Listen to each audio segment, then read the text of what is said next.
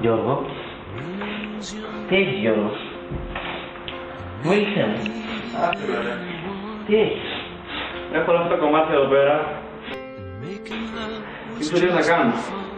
Μην ανησυχείς. Θα σου δείξω εγώ τι να τα κάνεις.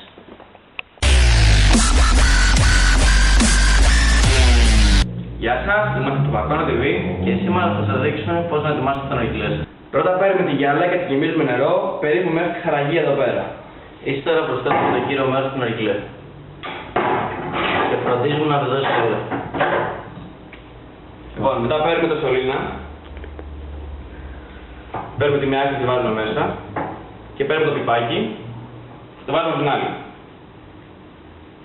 Τέλος βάζουμε το δασάκι. Και τώρα είμαστε έτοιμοι να ετοιμάσουμε Λοιπόν, πρώτα το πιο βασικό κομμάτι, να βάλουμε τη γεύση Μέσα στο πύλινο. μέσα στο πύλινο. Την απλώνουμε καλά ώστε να περνάει και λίγος αέρας μέσα, ώστε να ανάψει καλά. Μόλις βάλουμε λοιπόν τη γεύση, σιγά σιγά, θα πάρουμε το αλουμινόχαρτο και θα το βάλουμε πάνω από το πύλινο. Σφίγγουμε καλά. Και μετά με μια βοτογλυφίδα, μια τσιπίδα ή κάτι μητερό και λεπτό, κάνουμε τις τρύπες πάνω στο αλουμινόχαρτο.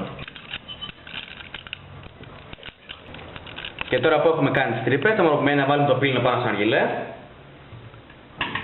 Και είμαστε έτοιμοι για ντουμάνια, μόλις έχει το κάτω. Τζουλ, κάρμουνα.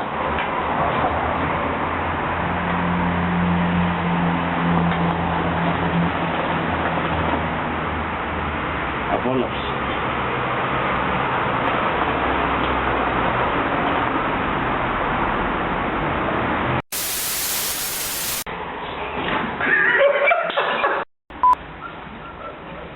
Γιώργο.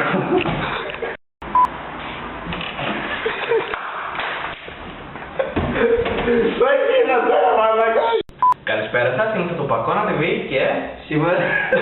Α, γιατί είπες λοιπόν. Τι? Λοιπόν, μην το λες το λοιπόν. Παίρνουμε τη γυάλα και τη γεμίζουμε με νερό. Λοιπόν. Τραβάει.